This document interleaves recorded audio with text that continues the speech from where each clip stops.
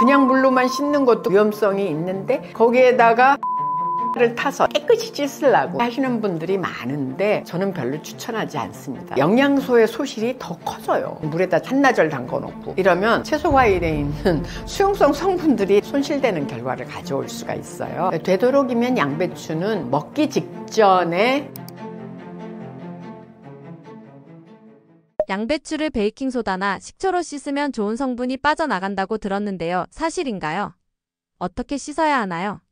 양배추뿐만 아니라 채소나 과일에는 수용성 영양 성분이 굉장히 많아요. 그러니까 비타민 C라든지 엽산, 그다음 비타민 B6, 폴리페놀, 플라보노이드 성분, 그리고 양배추에는 글루코시넬레이트라고 하는 항암 성분이 되는 성분하고 비타민 U와 같이 그런 성분들이 들어있는데 이런 수용성 성분이라서 이렇게 씻는 동안에 이런 수용성 성분이 사실은 녹아서 버려질 수가 있거든요. 그런데 여기다가 그냥 물로만 씻는 것도 그런 위험성이 있는데 거기에다가 이 베이킹 소다를 타서 잘 깨끗이 씻으려고 농약을 제거하려고 그렇게 하시는 분들이 많은데 저는 별로 추천하지 않습니다. 사실은. 왜냐하면 영양소의 소실이 더 커져요. 베이킹 소다를 넣으면. 왜 그러냐, 이 베이킹 소다 용액은 알칼리성이잖아요. pH가 8에서 9 정도 되는 알칼리성 용액이 된단 말이에요. 그러면 요 베이킹 소다 용액이 세포벽에 있는 헤미셀룰로즈를 녹여내요. 그러다 보니까 그 세포벽이 무너지니까 그 속에 들어있던 영양 성분들이 더 많이 빠져나오는 거죠. 그래서 용출이 더 쉬워져 가지고 이런 수용성 영양 성분들의 소실이 더 많아질 수 있다라고 하는 문제점이 있고요. 또 하나는 글루코시놀레이트가 이 양배추가 위암 뭐 이런 거에 좋다고 그러잖아요. 위암 예방에 좋다 뭐 이렇게 얘기하는데 그 이유는 이 양배추에 들어있는 글루코시놀레이트가 효소에 의해서 설포라판이라든지 아이소시오사야네이트 성분으로 황화합물로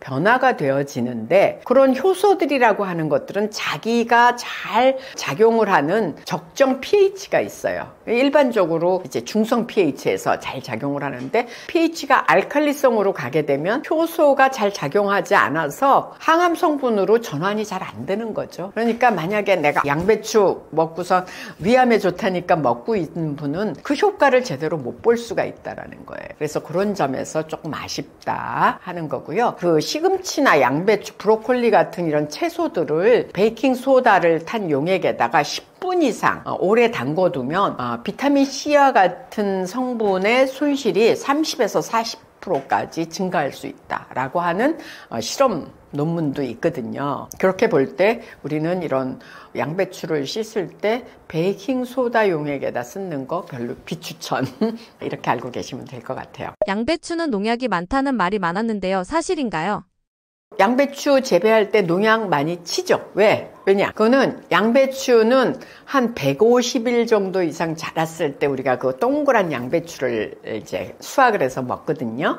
근데 양배추는 처음에 100일 정도는 겉잎만 이렇게 시퍼런 잎이 이렇게 무성하게 자랍니다. 그때는 벌레들이 그 겉잎을 아주 맛있게 잘 먹어요. 그러니까 농약을 칠 수밖에 없죠. 근데 100일쯤 지나고 나면 생장점이 안으로 이렇게 말려 들어가면서 거기서 이제 결구가 생기는 거예요. 지금 우리가 먹는 그런 결구가 동그랗게 이렇게 단단하게 말리는 거죠. 그런데 이 결구가 단단해지는데 한 5, 60일이 걸리거든요. 그러니까 한 150일이 지나야지만 우리가 양배추를 딱 수확을 해서 먹게 되는데 그때는 얘가 벌레도 그 결구부에는 들어가지도 못하고 너무 단단하게 이렇게 쌓여지니까요. 그리고 그때는 그렇게 농약을 치지 않아도 되는 시기가 되기 때문에 양배추에 농약이 많다. 그거는 우리가 먹는 양배추 동그란 결구 부분은 그렇게 농약이 크게 많지는 않다. 이렇게 보셔도 될 것 같습니다. 그렇다면 양배추를 가장 안전하고 영양소를 지키면서 씻는 방법은 무엇인가요? 제가 양배추를 깨끗하게 씻는 법을 그래서 뭐 어떤 분들은 한 입 한 입 따가지고 베이킹 소다 용액에다가 넣어서 씻고 또 그거 알칼리성을 중화하느라고 식초 탄물에다 씻고 너무너무 정성을 들어서 씻으시는 분들도 많으시더라고요. 그리고 제 얘기만이 아니라 우리나라 농진청에서 실험을 해봤더니 이런 채소들이 사실 베이킹 소다나 식초 식초 이런 거에 씻는 거랑 물로만 씻는 거랑 했을 때 농약 제거율은 크게 차이가 안 나더라. 유의적인 차이가 없더라. 라고 하는 실험 결과를 발표한 적이 있거든요. 그래서 양배추는 특히나 식물학적으로 성장하는 과정에서 그렇게 농약이 양배추 안까지 스며들어갈 정도로 그런 환경에서 자라고 있지 않기 때문에 이제 양배추의 겉잎, 흙이 좀 묻어 있다든지 찢어졌다든지 상처가 났다든지 이런 것들, 먼지가 묻었다든지 하는 것만 겉잎 두세 장 제거를 하시고 물에다가 한 5분 정도 잠궈 놓으면 그 속에 있는 먼지 같은 게 혹시 끼었다 하더라도 불어서 이렇게 물에 올라오거든요. 그거 버리시고 그 다음에 흐르는 물에 두세 번 세척을, 깨끗한 물에 세척을 해서 쓰시는 게 좋겠다라고 하고, 혹시 양배추 쌈을 하기 위해서 양배추 잎을 찐다 그러면 이제 한 입 한 입 따가지고 한번 물에다, 흐르는 물에다가 씻어서 그리고 찌시면 될 거고, 또 우리가 양배추 채를 썰어서 먹으려고 그러면 양배추를 4쪽 또는 작은 거는 반만 두 쪽으로 이렇게 내셔가지고 채칼로 해서 이렇게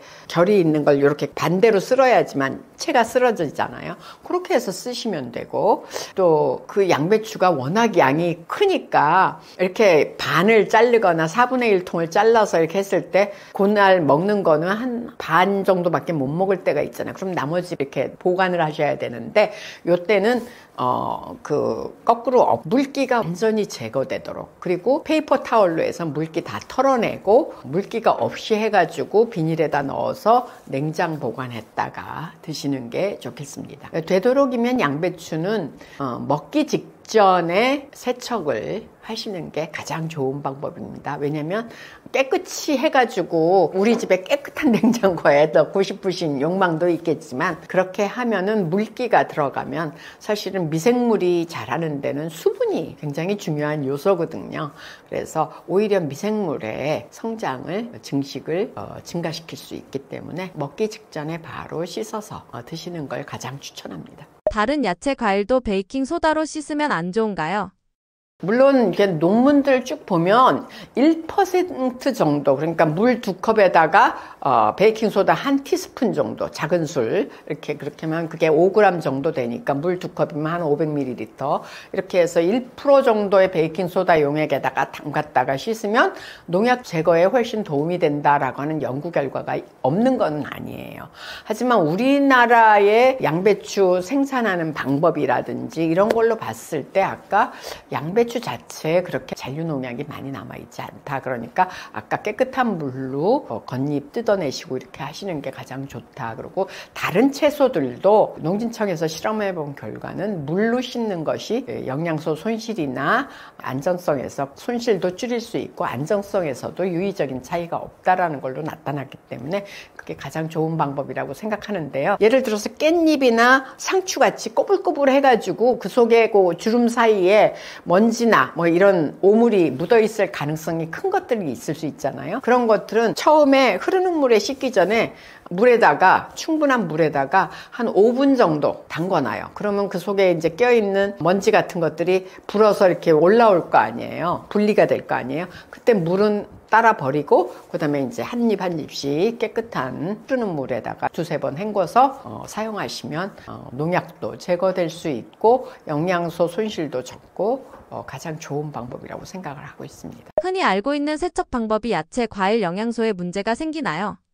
양배추에서도 말씀드린 것 같은데요. 채소 과일에는 수용성 영양 성분들이 많이 들어있기 때문에 아까 이제 그 꼬불꼬불한 채소들, 이런 것들은 이제 그 속에 들어있는 미세먼지라든지 이런 것들을 분리시키기 위해서 물에다 좀 담궈 놔라, 5분 정도 그랬는데, 그거를 너무 담그는 시간을 뭐 한나절 담궈 놓고 이러면 채소 과일에 있는 수용성 성분들이 다 물로 빠져나와가지고 버려지는, 손실되는 결과를 가져올 수가 있어요. 특히나 베리류 같은 거, 조직이 좀 연하고 가공성이 있는 조직, 껍질이 없는 그런 채소들, 과일들, 이런 것들은 더구나 더 그렇죠. 그 당분 같은 것들로 다 빠져나가서 맛이 그냥 개심심해질 거니까 그런 담그는 시간은 과일이나 채소의 종류에 따라서 조절을 하셔야 됩니다. 그래서 꼬불꼬불하게 너무나 막 이렇게 꼬불꼬불한 것들은 뭐 한 10분 정도까지는 괜찮지만 그 이상을 넘어가는 거는 별로 저는 추천하지 않습니다.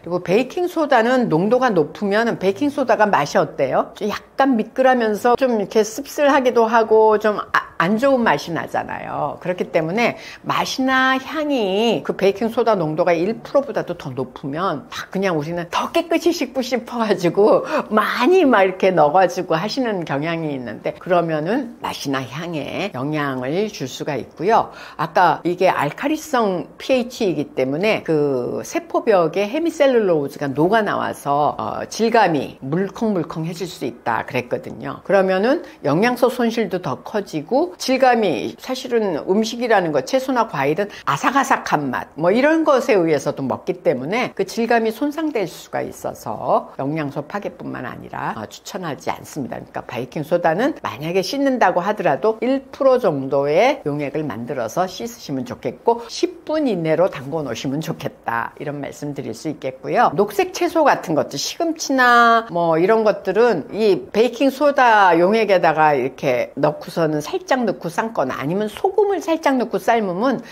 더 조금 이렇게 초록색이 선명해지는 걸 보실 수가 있을 거예요. 모신잎 송편 뭐 이런 거 쑥 이런 거 할 때 사실은 계절성이 있는 거잖아요. 쑥은 봄철에, 모신잎은 여름철에 이렇게 하는데 걔네들 다 이렇게 한꺼번에 하면은 1년 내내 쓸 거를 냉장고에다 그 떡집에서는 쟁여놓거든요. 그거 다 삶아서 쟁여놓습니다. 그럴 때 어떻게 하느냐? 그 색깔이 선명하게 유지되도록 소금과 베이킹소다를 살짝 넣어서 삶아요. 그러면 쑥이나 모신잎에 들어있던 클로로필, 녹색 색소 성분이 클로로필린이라고 하는 성분으로 바뀌면서 선명한 녹색을 띠게 되는데 이렇게 싱싱해진 거 아니야? 더 선명한 녹색을 띠니까 그렇게 생각하실 수 있지만 요렇게 되면은 사실은 비타민 C라든지 엽산처럼 손실률이 가장 큰 영양소가 비타민 C하고 엽산이거든요. 요런 것들 또 그런 것들은 손실률이 좀 커질 수가 있고요. 물론 이제 색깔이나 이런 건 예쁘니까 더 좋지만 그럴 수가 있고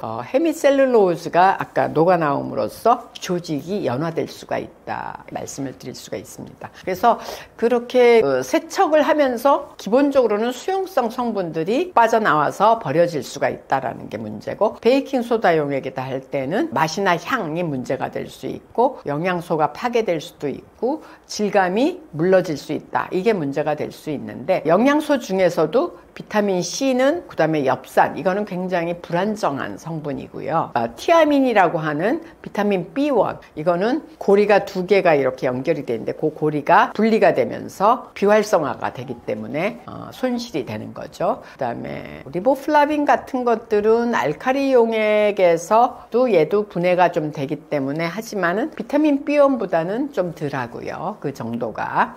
그다음에 폴리페놀이나 안토시아닌 이런 것들은 안토시아닌 색소, 요게 안토시아닌 색소는 알칼리성에서 청색, 보라색으로 변해요. 그래서 사실은 우리가 딸기나 이런 게 붉은색일 때는 식욕이 돋우어지지만 이게 퍼르둥둥하게 되면은 식욕이 없고 어머 이건 뭐가 잘못된 거 아니야? 이런 생각이 들잖아요. 그래서 색이 변화될 수가 있다는 거. 무기질은 pH에 따라서 큰 변화는 없다. 그렇지만 굉장히 안정적이다. 이렇게 볼 수가 있겠습니다.